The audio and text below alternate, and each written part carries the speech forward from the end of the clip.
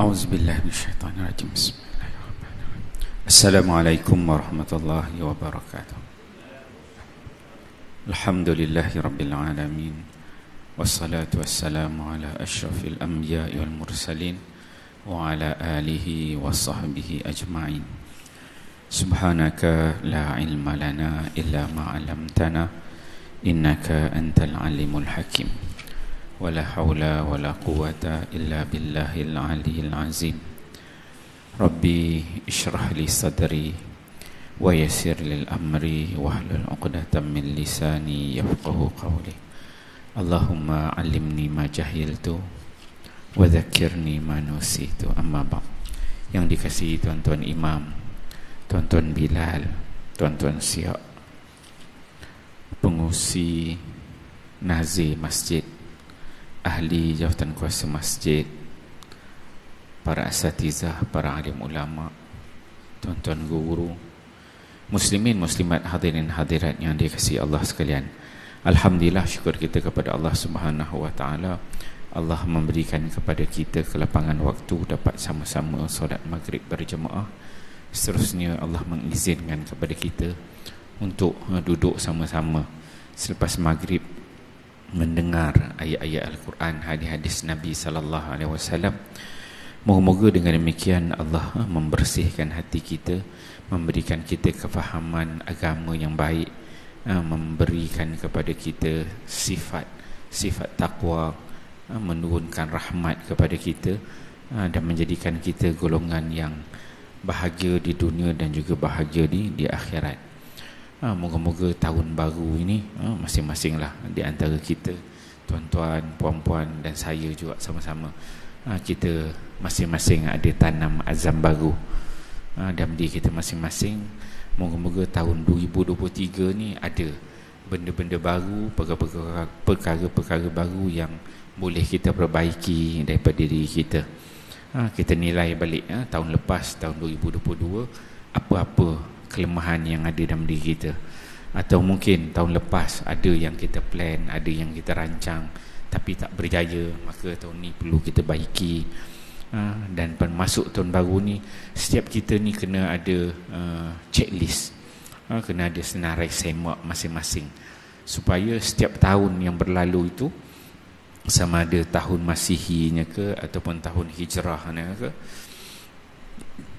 kita ada perkembangan dalam diri kita, dari sudut amalan, dari sudut ibadat kita, dari sudut takwa kita kepada Allah Subhanahu wa taala. Kalau kita bekerja dekat pejabat, bekerja dekat syarikat, bekerja di mana-mana pun, pastinya kita bekerja tu kita mengharapkan bila masuk tahun baru akan adalah bonus, kan? Akan adalah duit dapat lebih sikit. Masuk tahun baru ada kenaikan gaji. Tak adalah gaji itu statik je, kan? Mesti ada nak naik sikit. Manusia, sifat manusia gitu nak. Kalau kita belajar mula daripada sekolah rendah, sekolah menengah, kemudian masuk ke peringkat universiti, jadi kita akan naik setingkat. Apabila kita jadi orang awam ni biasa, maka perlu juga begitu hubungan kita dengan Allah Subhanahu wa taala. Kalau di dunia ni kita nak satu tingkat naik sikit-sikit, gaji nak makin besar, rumah makin besar, mana ada orang buat rumah makin kecil? Tak ada. Rumah makin kecil tu nak masuk kubur je. Tu memang kecil betul. Tapi biasa orang buat rumah, beli rumah kosong, harga 150-200 ribu, letak tambah itulah, tambah inilah, renovate itu, letak awning, letak itu, letak ini. Semua kita nak tambah, nak bagi cantik lagi, nak semakin besar. Tak ada orang, makin lama makin kurang, tak ada untuk dunia. Maka kita dengan Allah Subhanahu wa taala, preparation, persediaan kita untuk bertemu dengan Allah pun kena begitu. Tiap-tiap tahun masuk tahun baru ni kena ada. Kita plan untuk diri kita. Kalau dulu solat qabliyah, ba'diyah kurang, mungkin kita perlu tambah. Kalau dulu datang solat lewat, kita baiki. Azam tahun baru ni kita perlu datang awal. Kalau dulu tahajud tak pernah, tahun ini cadang, buat sebulan sekali, seminggu sekali. Kalau dah mampu mungkin tiap-tiap malam. Kalau dulu tak baca Quran, sikit-sikit, jarang-jarang tunggu Ramadan baca Quran. Tapi masuk tahun baru ni kena azam. Azam, tak boleh banyak, sikit. Seminggu beberapa muka surat, ataupun plan satu hari tu nak ambil satu muka surat ke, kena ada waktu kita dengan Allah SWT. Kita kena buat checklist tu, senarai semak tu kena ada dalam diri kita. Bila kita dah plan, kita dah susun, baru kita berazam bersungguh-sungguh, insya-Allah Allah Ta'ala akan bantu. Allah Ta'ala sebut, innallaha la yughayyiru ma biqaumin hatta yughayyiru ma bi anfusihim. Allah kata sesungguhnya Allah dia takkan ubah nasib kita, masa depan kita, apa arah tuju kita. Allah Ta'ala dia takkan ubah benda tu. Innallaha la yughayyiru ma bi anfusihim. Allah Ta'ala takkan ubah, melainkan diri kita sendiri yang kita nak kebaikan itu. Kita yang perlu ubah. Tak ada Allah SWT lahirkan seorang itu dia jadi perompak ataupun tukang bunuh ataupun perogol bersiri. Tak ada. Dia yang plan diri dia untuk jadi perompak. Nak merompak bank bukan senang tuan-tuan. Kena plan berbulan-bulan. Tengok satu step, tengok. Masuk dia merancang. Nak merompak bank tu bukan boleh. Besok lah, rasa pagi besok nak pergi rompak bank ni kan. Bank apa? Maybank saya ambil. Jomlah kita pagi besok ajak 2-3 kawan kita pergi rompak terus. Boleh? Tak boleh. Kita kena merancang, rancang. Itu nak jadi perompak kan, nak pembunuh orang bukan senang. Untuk benda yang baik pun kita macam itu. Kita kena merancang diri kita. Tahun ni nak buat ini, yang ini. Kemudian dah kita rancang, kita usaha untuk kita ubat perubahan. Allah SWT janji Allah akan bantu. Innallaha la yughayyiru ma bi anfusihim hatta innallaha la yughayyiru ma bi anfusihim hatta yughayyiru ma. Allah SWT takkan ubah nasib kita ni, melainkan diri kita sendiri yang nak ubah. Hatta yughayyiru ma bi anfusihim, sehingga kita sendiri nak ubah. Apabila kita dalam diri kita ni dah ada perasaan, dah ada senarai semak, kita buat ni nak buat, kemudian kita sekamah, nescaya Allah akan bantu kita. Di situlah titik perubahan hidayah Allah kepada kita. Kan kadang-kadang kita terfikir macam mana nak dapat hidayah Allah kan. Senang tengok nak dapat hidayah Allah. Salah satu caranya ni, tahun baru ni kita plan, rancang diri kita untuk buat perubahan. Bila kita rancang, itulah titik hidayah Allah untuk Allah beri pada kita. Kita usaha, insya-Allah Allah akan bantu. Allah Ta'ala sebut, iza taqarraba ilayya abdi, apabila hamba-hamba aku nak datang kepada aku dalam keadaan sejengkal, aku datang sehasta. Kalau datang sehasta, Allah Ta'ala akan buka satu depa. Kalau kita datang kepada Allah tu dalam keadaan berjalan, Allah akan balas dalam keadaan berlari. Itu zon kita kepada Allah. Maksudnya hubungan kita dengan Allah tu kena husnuzon. Jangan kita buruk sangka. Buat je, ini Allah Ta'ala lah dah takdirkan nasib aku begini. Ini Allah Ta'ala lah, tengok salahkan Allah. Buruk sangka pada Allah. Jangan gitu. Kita dengan Allah ni husnuzon. Husnuzon kita, nescaya Allah akan bantu. Jadi insya-Allah moga-moga tahun baru ni sama-samalah kita tanam azam masing-masing yang lebih baik daripada tahun lepas. Kita menggunakan kitab Mabahis fi Ulum Al-Quran, karya seorang ulama Mesir bernama Syekh Mana' Khalil Al-Qattan, diterjemahkan ke dalam bahasa Melayu, cara mudah memahami Al-Quran. Dia mengandungi kaedah-kaedah asas untuk memahami Al-Quran, ayat-ayat suci Al-Quran sepanjang zaman. Diterbitkan oleh Pustaka Jiwa. Dan kuliah kita yang terakhir ialah pada 6 hari bulan 12 2022, bulan yang lepas. Kita dah habis bab yang kedua. Habis bab yang kedua, hari ini kita masuk bab yang ketiga, muka surat 39. Muka surat 39. Bab pertama ceritakan tentang sejarah. Dia masuk kepada bab yang kedua, menceritakan tentang Al-Quran, memberikan kita ta'rif, pengenalan kepada Al-Quran. Apa dia ta'rif Al-Quran, apa definisi Al-Quran, pandangan-pandangan ulama tentang ta'rif Al-Quran itu sendiri. Kemudian habis bab 1, bab 2. Sudah kenal Quran, dah tahu serba sedikit sejarah perkembangan Quran. Dia masuk bab yang ketiga ni, nak ceritakan kepada kita tentang wahyu Allah. Tajuk nama dia wahyu. Wahyu ni sifat dia lebih umum. Kalau Quran itu kita belajar pada bulan lepas, dia katakan kalamullah al-munazzal ala Muhammad sallallahu alaihi wasallam al-muta'abbad bitilawati. Cuba kalau tengok balik muka surat 35 tu. Dia kata kalamullah 35.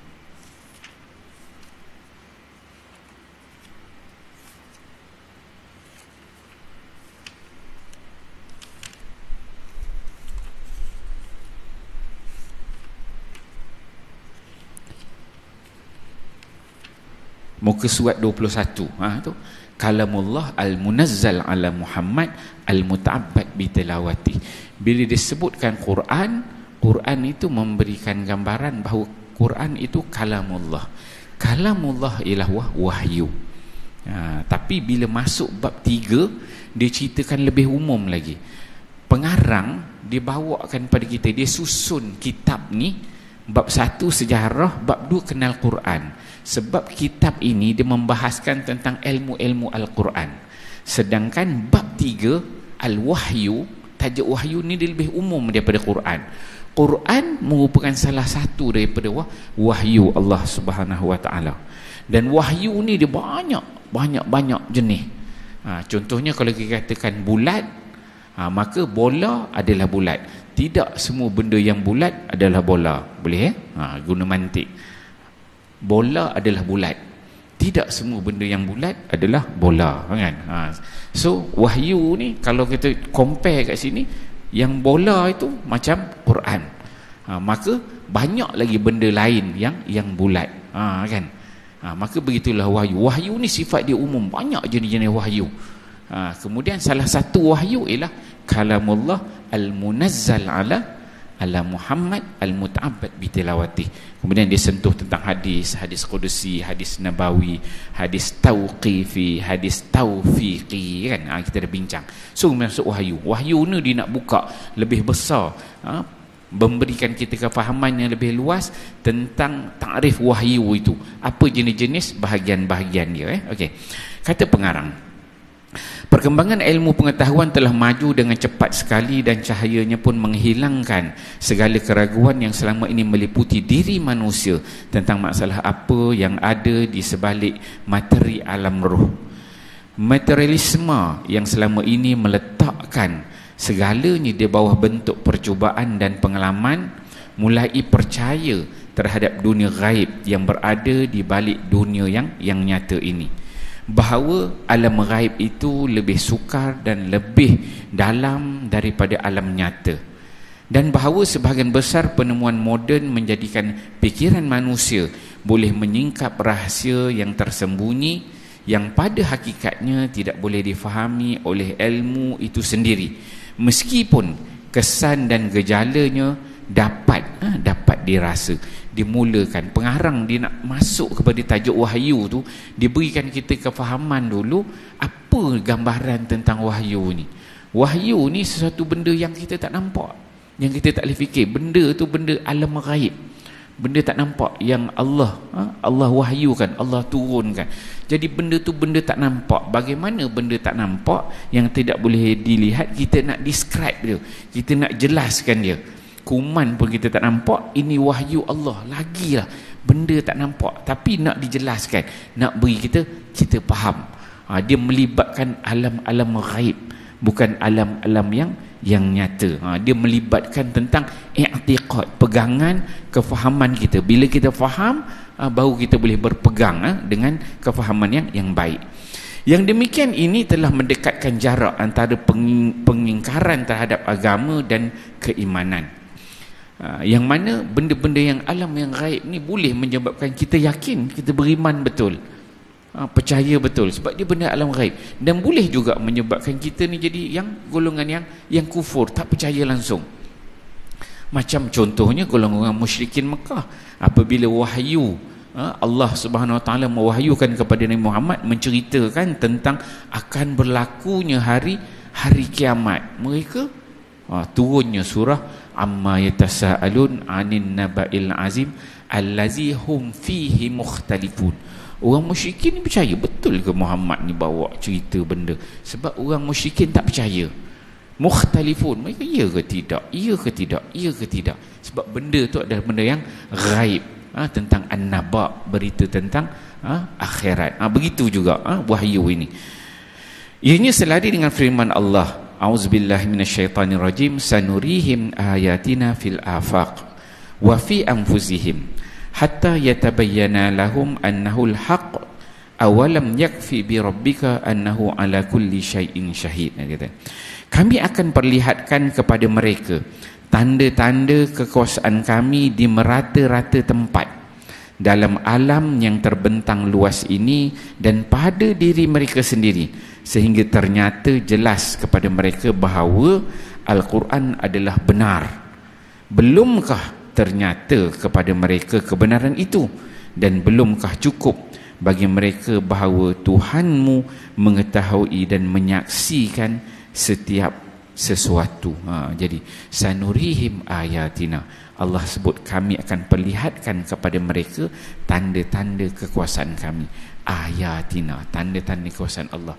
Jadi benda-benda yang gaib ini, salah satu cara kita nak beriman, kita nak meyakini benda gaib ni adalah dengan kita melihat kepada tanda-tanda kebesaran Allah Subhanahu Wa Taala yang Allah Taala sebut dalam ayat ni fil afaq. Kita boleh tengok dekat langit, tanda kebesaran Allah. Wa fi anfusihim, dalam diri kita. Kita boleh tengok dalam diri kita ni ada mata, ada telinga, ada hidung, anggota cukup. Jadi bila ada kita ni ada penciptanya, ada yang berkuasa, ada yang elok mata dua, ada yang rabun sebelah, ada yang ada tangan, ada tak ada tangan, ada boleh mendengar, ada tak boleh mendengar. Itu tanda-tanda kebesaran Allah SWT. Sebab hatta yatabayyana lahum annahul haq, sehingga kalau kita melihat dalam diri kita, tengok, renungi, tengok pada langit ni, takkan tiba-tiba ada je, mesti ada penciptanya. Hatta yatabayyana lahum annahul haq, sehingga benda-benda perkara ini apabila direnungi, dihayati, maka dia akan mendatangkan keyakinan, akan mendatangkan kebenaran.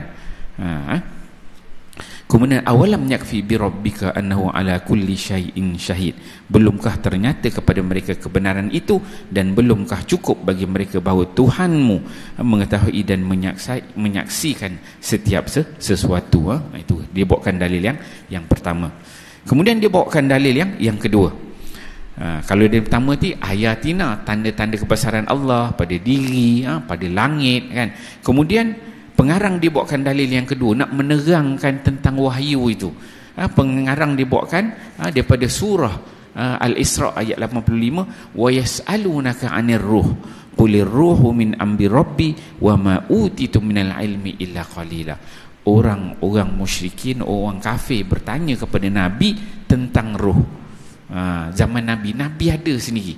Nabi tengah ada dekat Madinah, datang orang kafir datang tanya Nabi, bagaimanakah apakah itu ruh? Wa yas'alunaka 'anir ruh. Apa dia ruh ni, apa dia dalam badan kita ni? Kita ni boleh hidup macam mana nak faham benda ruh? Sebab ruh ni benda tak nampak, tak boleh dilihat, tak boleh dipegang, kan? Tak boleh nak dirasa benda ruh dalam badan kita. Kemudian jadi ruh ni salah satu benda dalaman. Kemudian qulir ruhu min amri rabbi, bila ditanya Nabi SAW, sebagaimana kita terang sebelum ni, Nabi ni apabila ditanya oleh sama ada sahabat atau orang kafir, kalau Nabi tak tahu, Nabi akan diam. Maka Nabi ketika mana ditanya orang kafir tentang roh, Nabi pun diam sampai datangnya wahyu Allah. Wahyu Allah menerangkan, wa yas'alunaka 'anir ruh, mereka bertanya kepada engkau wahai Muhammad tentang roh, maka katakanlah engkau wahai Muhammad, kamu cakap kepada mereka, ar-ruhu min amri rabbi, cerita tentang roh ni adalah daripada urusan Tuhan. Dia kata. Kemudian Allah Ta'ala sebut, wa ma utitum minal ilmi illa qalila, dan tak aku berikan ilmu kepada kamu semua melainkan sedikit sahaja. Maksud dekat sini, Nabi pun nak terang pada orang kafir, tak boleh nak terang. Cuma Nabi boleh sebut, ini Allah pesan bahawa kalau kamu tentang roh, aku nak jawab pun tak boleh. Sebab roh ni urusan Tuhan, Allah punya urusan. Kita tak boleh tangkap roh seorang, ambil masuk dalam botol. Ataupun orang tu nak mati, nampak roh nak keluar, tangkap, tarik balik masuk dalam kan. Roh nak keluar, ikut telinga ke, mata ke, telinga ke, kepala ke kita tak nampak, kan? Benda tak nampak. Jadi urusan tuan. Dan ilmu nak tahu tentang roh ni, memang manusia takkan berjaya. Sebab dalam Quran sendiri cakap, memang qulir ruhu min amri rabbi.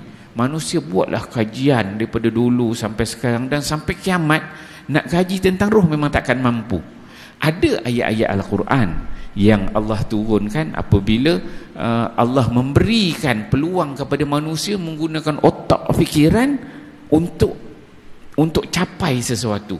Contohnya apabila menceritakan tentang langit, Allah sebut dalam Quran, kalau kamu mampu, in istata'tum, sekiranya kamu mampu, kamu nak tembusi langit, maka tembusi. Bina roket, cipta benda-benda yang hebat.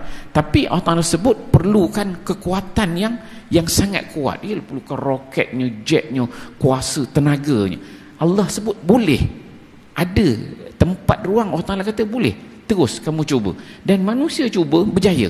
Ada pergi ke bulan lah, nak pergi ke planet ISS lah, kan. Maksudnya ada ruang yang Allah Ta'ala kata manusia boleh cuba, dia akan berjaya.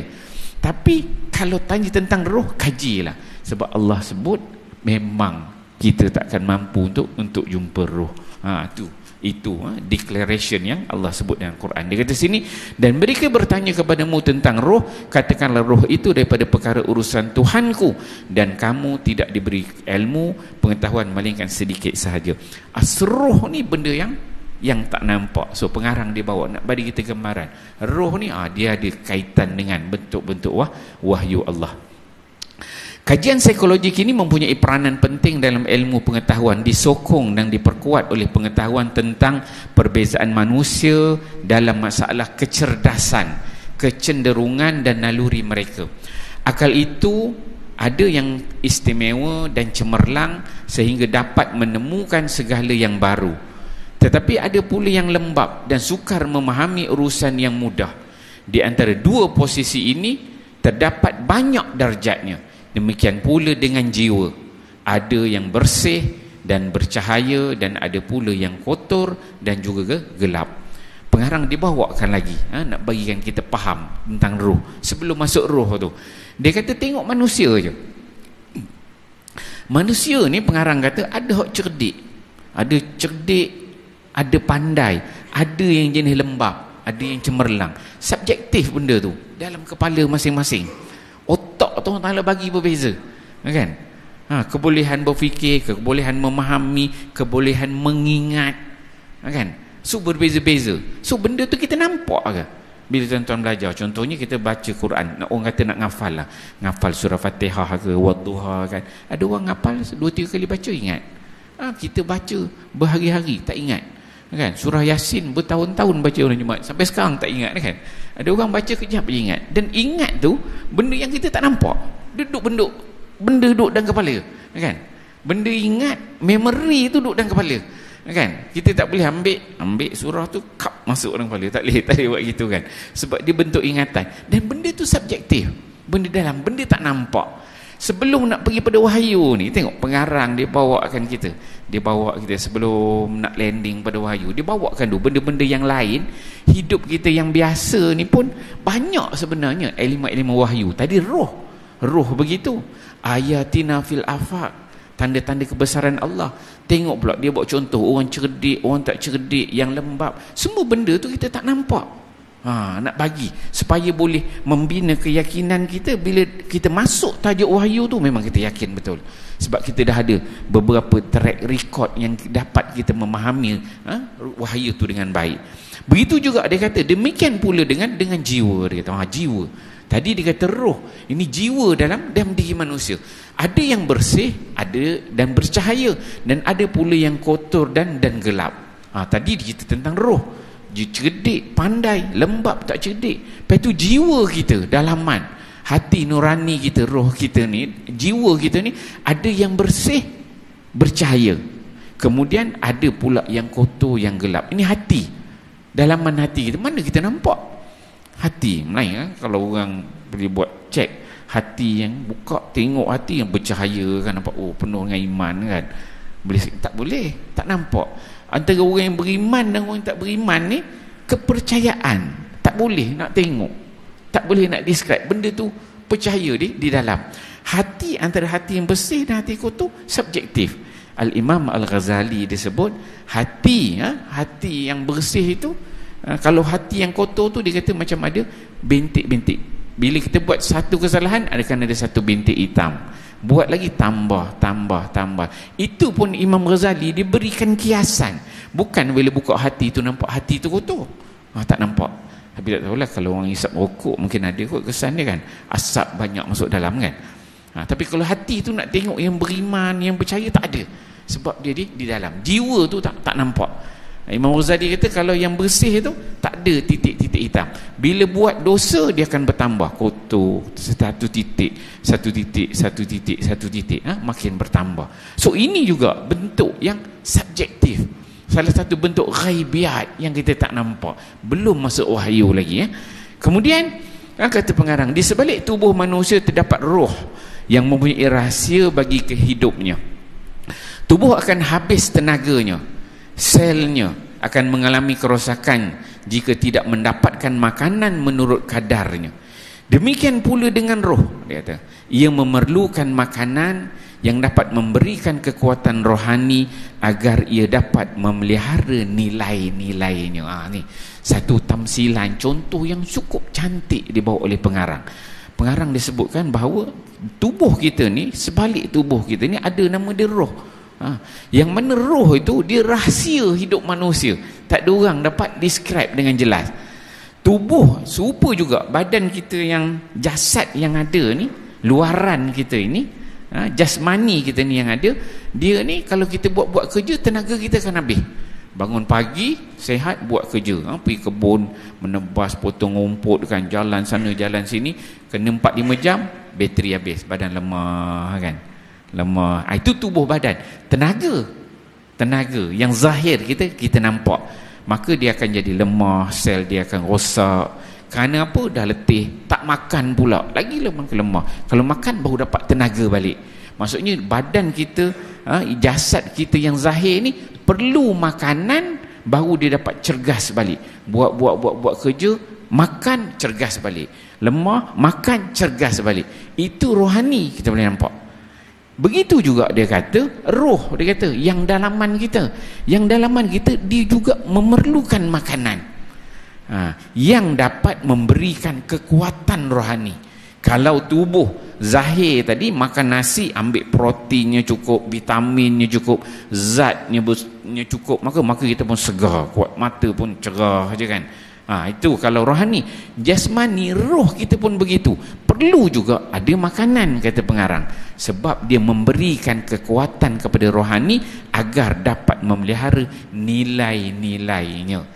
Maksudnya rohani kita tu, dalaman kita tu, bila kita kuat, ada makanan dia, baru kita nak beribadat dengan bagus, kita nak buat amalan-amalannya pun kita mampu untuk buat. Maka makanan rohani bagi kita orang beriman itulah, dengan solatnya, dengan tahajudnya, dengan qiyamnya, dengan puasanya. Ini semua makanan-makanan rohani kita. Subjektif juga, benda yang tak nampak, kata pengarang. Dia kata, kemudian bagi Allah bukan perkara sukar dalam memilih di antara hamba-hambanya, kerana manusia yang memiliki jiwa yang jernih dan fitrah yang sedia menerima cahaya ilahi, wahyu daripada samawi dapat berinteraksi dengan makhluk yang lebih tinggi dengan matlamat agar dapat memenuhi keperluan manusia, memiliki ketinggian rasa,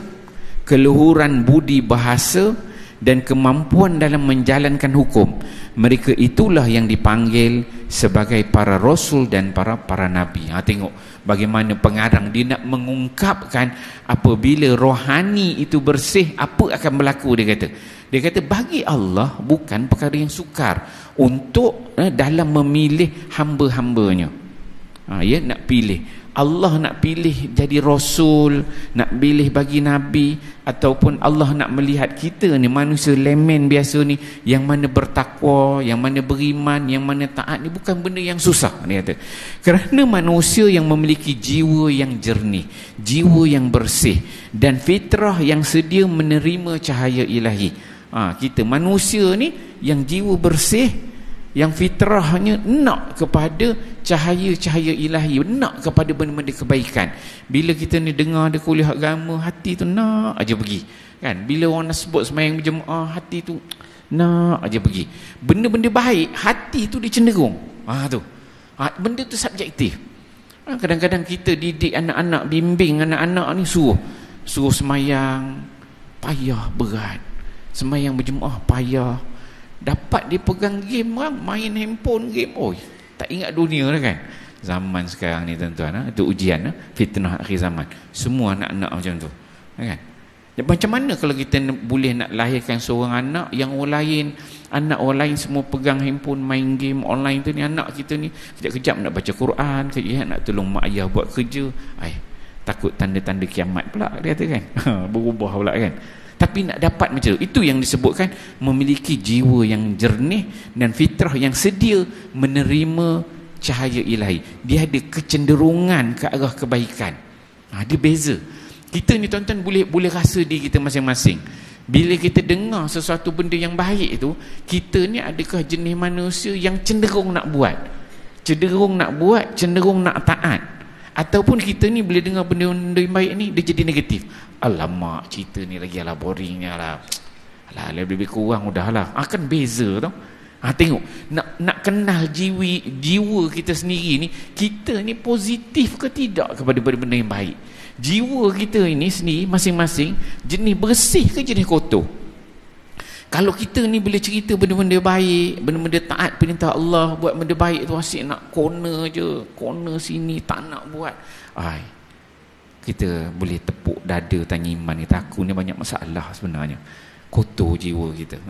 Bila orang ceritakan tentang tak payah tunjuk baik yang tu, biar ustaz-ustaz, imam, Bilal, pengusi buat dah lah. Aku jemaah duduk ujung-ujung pun kira kan. Macam tu kan. Nampak hati kita tu dia tak bersih. Kecenderungan ke arah kebaikan tu dia tak ada. Bila kita nampak benda macam tu, apa perlu kita buat tuan-tuan?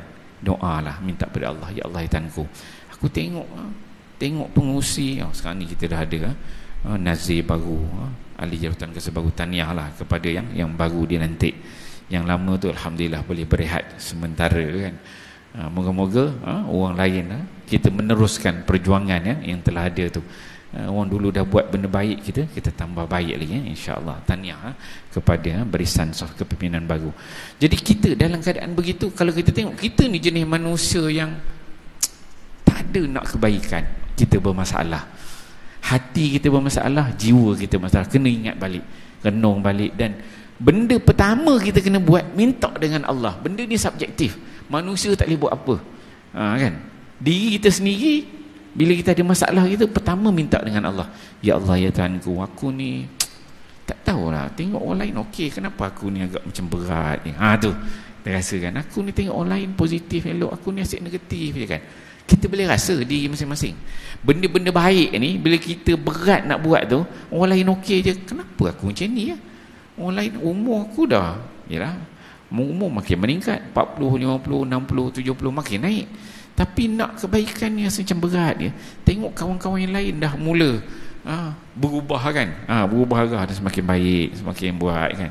Ada rasa-rasa macam dah hujung-hujung umur kan.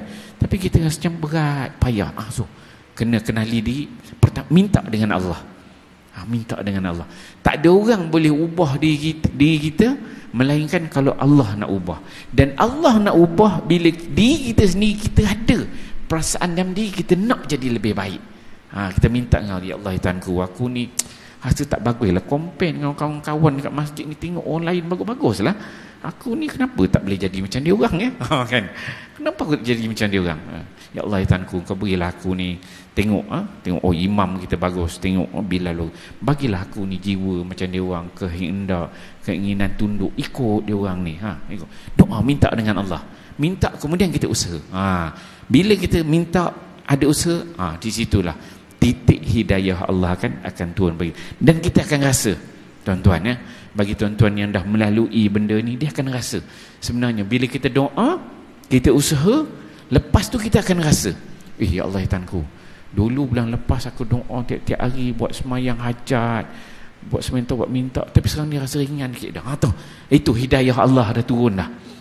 Dan bila hidayah Allah dah turun pada kita tu, grab peluang Allah Ta'ala bagi hidayah tu, dah sampai kita pegang elok, pegang, amalkan tu, maintain tu, jangan tinggalkan. Rasa dah ringan sikit, boleh buat terus.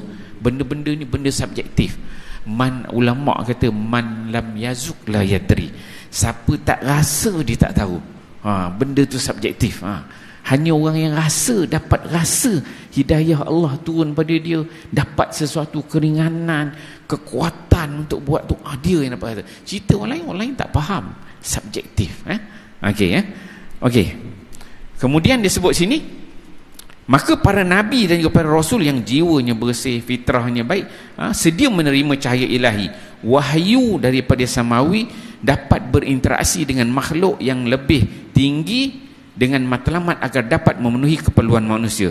Memiliki, tengok dia sebut ni benda penting ni, memiliki ketinggian rasa. Bila hati jiwa dah bersih, dia ada ketinggian rasa dalam diri dia ni. Bila benda agama tu, feel dia tu tinggi. Itu yang ulama ittaqu firasatul mu'min. Kita kena berhati-hati dengan firasat orang beriman, kerana firasat mereka ni dapat suluhan daripada Allah Subhanahu Wa Ta'ala. Itu yang dikatakan memiliki ketinggian rasa. Cakap-cakap kalau orang yang ada ilmu ni macam tepat aja, bukan semua tepat, tapi apa ni cakap tu macam kena aja, tak lari jauh. Kan? Itu ketinggian yang rasa tinggi. Keluhuran budi bahasa pun terjaga, kemampuan dalam menjalankan hukum, dan ada kekuatan untuk mengikuti perintah Allah. Mereka itulah yang dipanggil sebagai para rasul dan juga para nabi. Ini golongan yang paling tinggi. Maka tidaklah hairan bila mereka dapat berhubung dengan wahyu yang datang daripada langit. Jadi pengarang dia buatkan satu gambaran manusia yang jiwa hatinya bersih ini, dia mempunyai satu level yang tinggi, yang mana sampai satu tahap suasana alam ghaib tu dia dapat berhubung dengan Allah Subhanahu Wa Ta'ala. Kita manusia biasa ni kita tak sampai lah level itu, tapi level para nabi yang bersih ni hatinya, yang luhur tinggi firasatnya, dia boleh menembusi sampai peringkat berhubung dengan Allah Subhanahu Wa Ta'ala, spiritnya. Tapi memang di pilihan Allah tu satu, confirm. Tapi bila Allah nak pilih, spirit begitu kena ada. Begitu juga kita. Kalau kita nak pastikan diri kita ni masuk antara ahli syurga dengan ahli neraka, subjektif. Amalan kita ni, nak tahu amalan kita Allah terima ke tolak ke, subjektif. Melainkan kita dah amal, ibadat, kita buat lama-lama terasa macam bolehlah pelan-pelan buat ibadat, walaupun tak baik mana, walaupun tak alim mana, walaupun tak warak mana, tapi dah boleh mula istiqamah. Ada tunjuk tu wahyu Allah tu, Allah Ta'ala berikan kekuatan kepada kita. Kalau begitu ada dalam diri kita, insya-Allah maintain. Adalah sinar di hadapan tu yang baik. Manusia telah menyaksikan adanya hypnotism yang menjelaskan bahawa hubungan jiwa manusia dengan kekuatan yang lebih tinggi dapat menimbulkan kesan yang boleh menghantarkan orang kepada pemahaman tentang gambaran wahyu. Satu lagi kaedah pengarang ni buat ialah hypnotism. Hypnotis ni dia bila dia jenis dia petik orang tu, dia gunakan, dia boleh ambil pemikiran tu, dia arahkan apa yang dia buat, dia bagi arahan. Hypnotism. Dia suruh baring. Biasalah kalau tuan-tuan tengok, buka dekat YouTube tu, type aja hypnotism tu, maka akan tengok bagaimana dia buat. Dia suruh baring, kemudian dia petik, adalah kaedah-kaedah yang dia buat menyebabkan orang tu ikut arahan dia. Benda tu subjektif. Kita biasa, dia suruh, adalah beberapa perkara dia buat, dia hipnotis kita pun kita boleh ikut arahan dia. Suruh pusing kanan, bangun, berjalan, subjektif. Walaupun kita tak nampak. So benda ni adalah benda-benda ghaibiat. So ada sebenarnya di alam kita yang nyata ni boleh juga berlaku benda-benda dikawal sedikit sebanyak benda-benda ghaibiat. Begitu dia kata. Orang yang memiliki kemampuan hipnotis memaksakan kemahuannya kepada orang yang lebih lemah. Maksudnya yang jenis boleh menghipnotis orang ni, maka dia akan orang yang lemah tu dia boleh kawal. Dia boleh kawal sehingga yang lemah dapat tertidur pula, kemudian ia menuruti apa-apa yang menjadi kehendaknya sesuai dengan isyarat yang diberikan. Hipnotis ni, bila dia bagi yang tidur, dia tanya soalan, orang tu jawab ini begini aran, diikut aran, tapi benda tu benda subjektif, luar kawalan. Maka masuklah semua itu ke dalam hati dan lidah.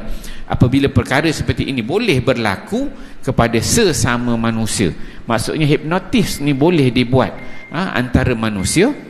Bagi azan.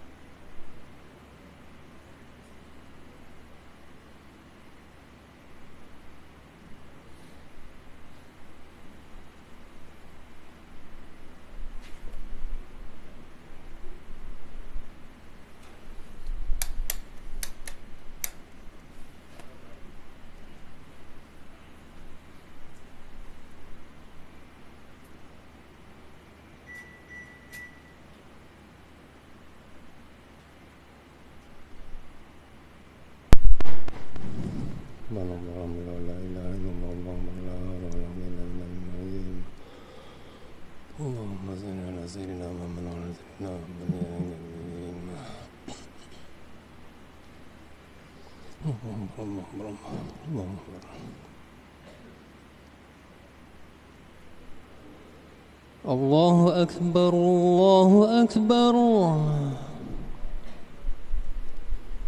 Allahu Akbar.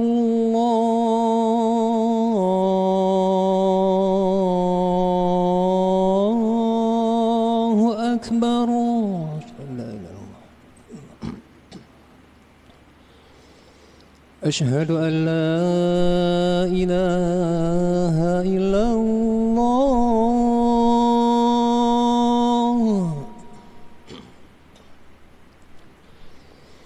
أشهد أن لا إله إلا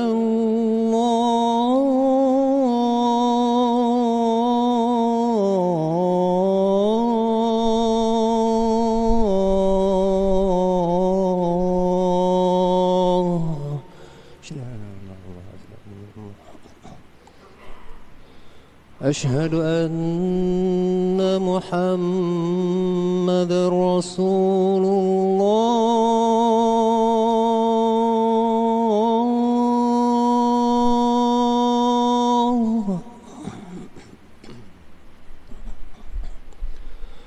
أشهد أن محمد رسول الله.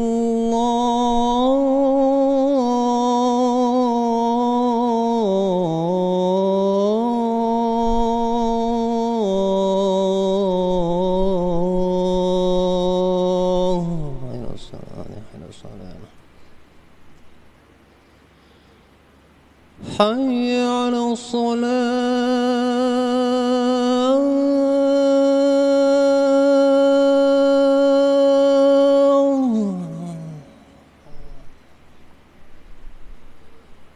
حي على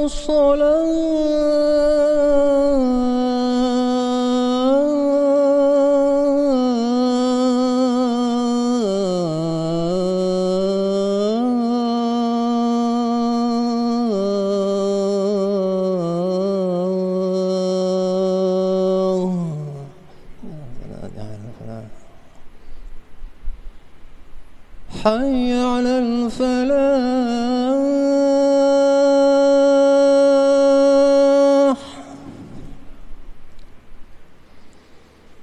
حي على الفلاح.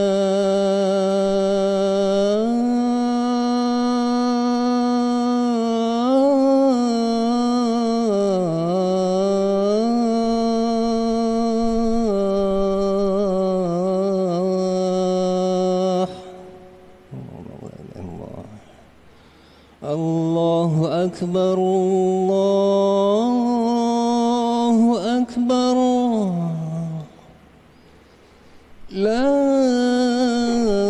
إله إلا الله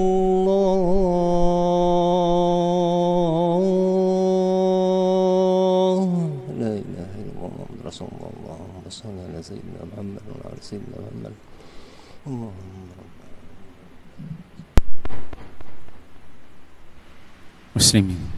Muslimin muslimat, hadirin hadirat yang kasih sekalian, ya. Kalau kita ambil satu perenggan lagi, tapi lebih kurang sikit lagi 5 minit. Okey, yang ni tadi dah berapa poin dah dia bawa tadi? Dia lebih kurang 5 poin. Kemudian disebut sini, maka masuklah semua itu ke dalam hati dan lidah. Apabila perkara seperti ini boleh berlaku kepada sesama manusia, maksudnya hipnotis ini berlaku, manusia buat kepada manusia yang lain. Maksudnya manusia boleh menghipnotis manusia yang lain, boleh kawal manusia yang lain yang lemah, boleh ikut arahan dia. Dia kata bagaimana pula dengan yang jauh lebih kuat daripada manusia itu. Maksudnya Allah, Tuhan nak bagi arahan apa-apa, nak turunkan wahyu. Jadi taklah benda boleh sangat. Kalau manusia yang lemah ni pun hanya kuat sikit daripada kawan dia pun boleh hipnotis kawan dia, maka itu juga benda yang subjektif, benda ghaibiat yang manusia dengan manusia boleh buat, boleh ikut arahan. Orang yang kuat boleh hipnotis orang yang lemah, orang yang lemah ikut arahan orang yang kuat. Cara hipnotis ikut aja semua apa yang diarah, itu pun boleh buat. Mana pula kalau manusia boleh, Allah yang kuat lagilah tentu boleh. Jadi pengarang dibawakan dalam bentuk pertanyaan. Dia kata bagaimana pula dengan yang lebih kuat daripada mana manusia itu. Dia sebut ini dalam An-Naba' Al-Azim halaman 75, di dalam kitab dia lah dia sebut. Okey, kita bikin satu perenggan lagi. Kemudian pengarang dibawakan lagi satu contoh. Contoh yang ke-6, dia kata, sekarang orang dapat mendengar percakapan yang datang dari jarak yang lebih jauh, menyeberang lembah dan dataran tinggi, dataran dan lautan, tanpa melihat orang yang berbicara. Tengok sekarang ni, zaman pengarang ni dia mati 1995. Zaman 1995 tak ada lagi WhatsApp, semua tak ada. Zaman tu zaman baru ada telefon biasa. Maksudnya pengarang dia bawa dah contoh. Cuba bayangkan orang dekat yang kat Mekah boleh call orang kat Malaysia, yang dekat England, yang dekat London, dekat US, China, cakap direct. Bagaimana kita kat sini boleh call dengan teknologi yang ada, kita cakap direct, dia boleh dengar suara kita, kita boleh dengar suara dia. Subjektif, benda tak nampak, dia hanya menggunakan gelombang aja. Gelombang aja tapi boleh bercakap, tapi benda tak nampak juga. Benda tu bukan kita main jerit dari sini orang Mekah dengar, tak, tapi dia ada gelombang-gelombang. Benda gelombang ni benda tak nampak.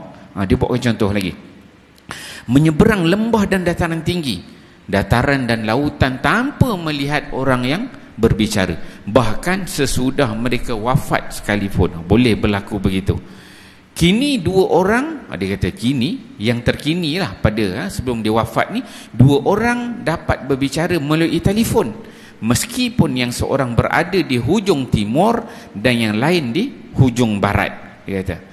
Dan terkadang pula kedua-duanya saling melihat dalam percakapan itu. So sebelum dia meninggal ni ada dah teknologi, kalau dia buat call tu video call, kan, dia boleh call nampak dulu conference kan, boleh tengok jauh tu, boleh tengok. Benda tu subjektif. Bagaimana dia boleh sampai tu, benda tu tak nampak. Teknologi yang ada, gelombang yang ada kan, bukan setakat bunyi, tapi boleh ditengok, nampak, dilihat. Orang pertama boleh nampak orang depan boleh nampak orang yang depan dia, walaupun dalam jarak yang jauh. Orang-orang yang duduk di sekitarnya tidak mendengar apa-apa selain seperti suara lebah. Seperti itulah wahyu-wahyu diturunkan. Kita garis bawahkan perkataan seperti itulah wahyu-wahyu diturunkan. Tu dia bawa contoh tu, dia diikat, pengarang diikat ayat yang bawah ni, dia kata seperti itulah wahyu-wahyu diturun. Dia buat contoh yang pertama tadi apa? Dia contoh ceritakan tentang ayatina fil afaq, tanda-tanda kebesaran Allah di langit pada diri kita. Kemudian dia ceritakan tentang roh, Dia ceritakan tentang orang cerdik, orang yang pandai. Dia ceritakan tentang jiwa, jiwa yang bersih, jiwa yang kotor. Kemudian dia ceritakan yang kelima tentang hipnotisme. Kemudian yang 6 dia bawakan contoh telefon. 6 contoh yang dia bawa ni, kemudian dia ikat ujung ni. Seperti itulah wahyu-wahyu yang diturunkan. Nak nampak pengarang tu nak bagi kita faham kerangka wahyu itu. Maka dia kata sekitarnya tidak mendengar apa-apa selain seperti suara lebah. Maka Nabi itu ketika mana wahyu turun kepada dia, walaupun Nabi duduk sini, sahabat ada lain, wahyu tu turun pada Nabi je. Nabi je yang dapat dengar. Macam kalau telefon, orang tu telefon kita, saya angkat telefon, saya je dengar, orang lain bukan dengar. Sebab gelombang tu masuk telefon saya yang dapat kontak dengan orang sebelah sana kan. Orang lain tak dengar. Maka begitu juga wahyu tu. Apabila wahyu tu turunkan kepada Nabi SAW, Nabi je yang dapat wahyu, yang dengar wahyu itu. Yang mana dikatakan wahyu itu seperti suara lebah. Nanti lepas ni kita akan masuk jenis-jenis. Dia ada bunyi sil-sil, bunyi rantai, ada wahyu kepada pokok, wahyu kepada binatang, jenis-jenis dia pelbagai lagi dia berikan gambaran. Jadi 6 contoh yang dibawakan oleh pengarang tu memberikan kita gambaran bahawa wahyu ini bentuk ghaibiat, yang mana dia tak pelik kepada manusia kita yang hidup pada hari ini, sebenarnya dah berlaku. Dalam telefon ada video call boleh berlaku, hipnotis boleh berlaku. Kalau tengok orang tanya tu pula Nabi tentang apa itu roh, tentang orang kita boleh fikir orang cerdik, orang pandai, jiwa yang bersih, jiwa yang kotor. Tengok pula kebesaran Allah. Maka semua tu menggambarkan tentang wahyu itu sifatnya ghaibiat. Jadi insyaAllah kita berhenti dekat situ dulu, muka surat 41. Lepas ni kita akan masuk seterusnya. Dia akan masuk nanti, baru masuk kepada pengertian apa itu wahyu. Kemudian jenis-jenis wahyu, bentuk-bentuk wahyu yang diturun. Dan salah satu wahyu itu ialah Al-Quran. Sengaja pengarang dia susun begitu. Biasanya kalau kita belajar ni, dia akan pergi kepada umum pergi baru pada khusus.